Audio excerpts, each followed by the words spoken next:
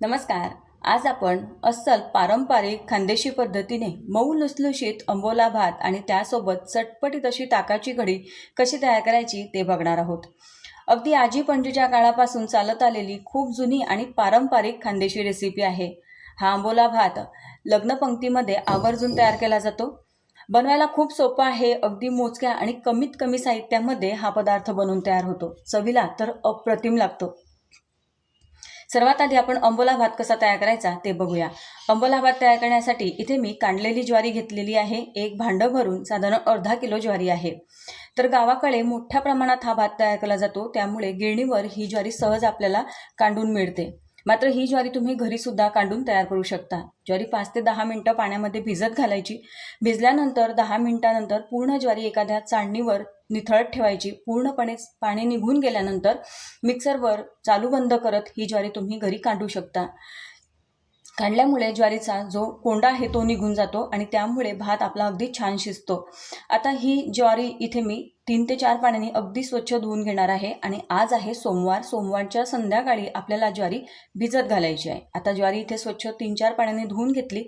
त्यानंतर यामध्ये आपल्याला पाणी भरून ठेवायचं आहे. ही ज्वारी 1 दिवसासाठी आपल्याला भिजत घालायची आहे.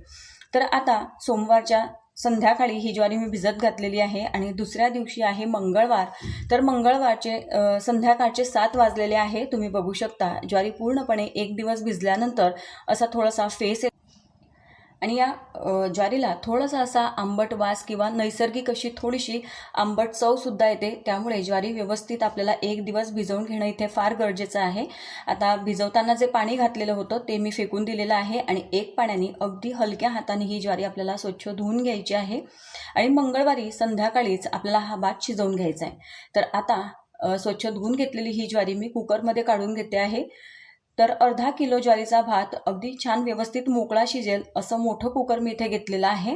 आणि आता एक भांडं ज्वारीसाठी इथे आपल्याला 3 पट पाणी घालायचं आहे. बऱ्याच वेळा ज्वारीच्या क्वालिटीवर पाण्याचं प्रमाण कमी जास्त होऊ शकतं, मात्र 3 पट पाणी हे भातासाठी अगदी परफेक्ट प्रमाण आहे. तर इथे आता ज्वारीमध्ये मी हे 3 भांडे पाणी टाकलेलं आहे.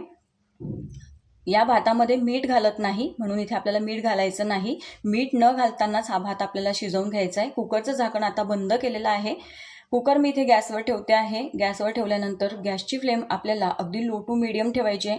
लो टू मीडियम फ्लेमवर आपल्याला कुकरच्या 5 ते 6 शिट्ट्या होऊ द्यायच्या आहे. नंतर आपण गॅस बंद करणार आहोत.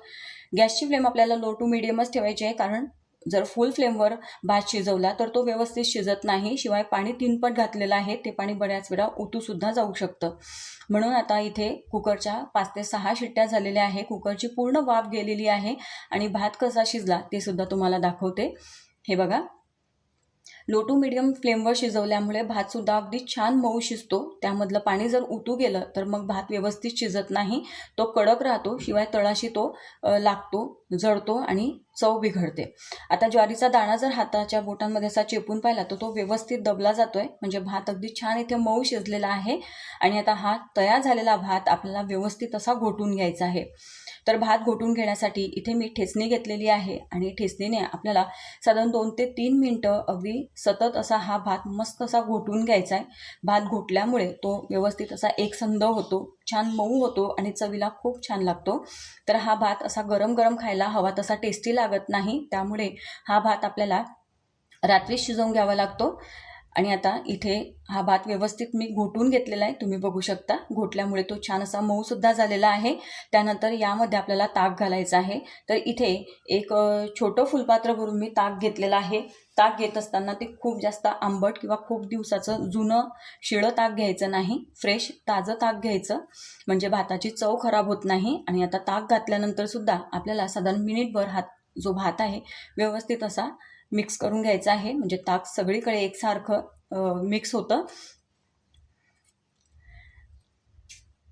हे बघा, अशा पद्धतीने ताक व्यवस्थित आता इथे मी मिक्स करून घेतलेला आहे. खानदेशामध्ये लग्न पंक्तीसाठी शुभप्रसंगी हा भात आवर्जून केला जातो. चवीला खूप छान लागतो आणि अशा पद्धतीने हा भात इथे तयार झालेला आहे. आता कुकरचं झाकण आपल्याला बंद करायचं आहे आणि हा भात रात्रभरासाठी मी असाच मुरत ठेवणार आहे, किंवा तुम्ही 8 ते 10 तास जरी हा असा मुरत ठेवला तरी चालणार आहे. पूर्णपणे गार झाल्यावर हा भात चवीला खूप छान लागतो. भात तयार झालेला आहे आणि आता भातासोबत खाण्यासाठी कढी तयार करायची आहे. त्यासाठी इथे मिक्सरच्या भांड्यामध्ये थोडासा आल्याचा तुकडा आणि साधारण 12 ते 15 लसूण पाकळ्या मी इथे घेतलेल्या आहे, त्या मी काढून घेतल्या. त्यानंतर पाववाटी साधारण मूठभर इथे मी शेंगदाणे घेतलेले आहे. जर तुम्ही कढीमध्ये शेंगदाणे वापरत नसाल तर तुम्ही शेंगदाणे स्किप करू शकता. त्यानंतर अर्धी वाटी एवढं इथे मी बेसन पीठ घेतलेलं आहे. तर आज मी कढीसाठी बेसन पीठ वापरते आहे. मात्र जर तुम्हाला कढीचं पाठं वापरायचं असेल, तुमच्याकडे असेल, तर तुम्ही कढीचं पाठं वापरू शकता. कढीचं पाठं कसं तयार करायचं ही रेसिपीसुद्धा मी याआधी तुमच्यासोबत शेअर केलेली आहे. त्यानंतर यामध्ये 1 चमचा इथे मी धणे पावडर घातलेली आहे आणि आता हे सर्व साहित्य आपल्याला मिक्सरमध्ये असं कोरडं बारीक करून घ्यायचं आहे. तर आता यामध्ये मी ताक घालते आहे. सुरुवातीला व्यवस्थित कोरडंच हे सर्व साहित्य आपल्याला बारीक करून घ्यायचं आहे. आता यामध्ये साधारण 2 ते 3 चमचे मी ताक घातलेलं आहे.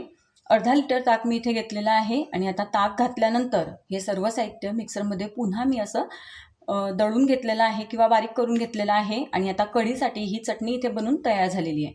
तयार केलेली ही चटणी इथे एका पातेल्यामध्ये मी काढून घेतली. त्यानंतर यामध्ये पाणी घातलेलं आहे साधारण कपभर आणि हे जे ताक मी इथे घेतलेलं आहे हे सर्व ताक आता या भांड्यामध्ये या चटणीसोबत मी काढून घेतलं. आता हे मिश्रण जे आहे ते थोडंसं घट्ट वाटतंय म्हणून यामध्ये आपल्याला पाणी घालायचं आहे. सुरुवातीलाच हे मिश्रण आपल्याला छान असं पातळ करून घ्यायचं आहे, खूप जास्त घट्ट ठेवायचं नाही. आणि आता कढी तयार करायची आहे. तर कढी तयार करण्यासाठी इथे जाड बुडाची मोठी अशी मी कढई घेतलेली आहे. कढईमध्ये 1 मोठा चमचा भरून मी साजूक तूप घेतलेलं आहे. तुम्ही इथे वनस्पती तूप वापरू शकता किंवा लोणी वापरलं तरी चालेल.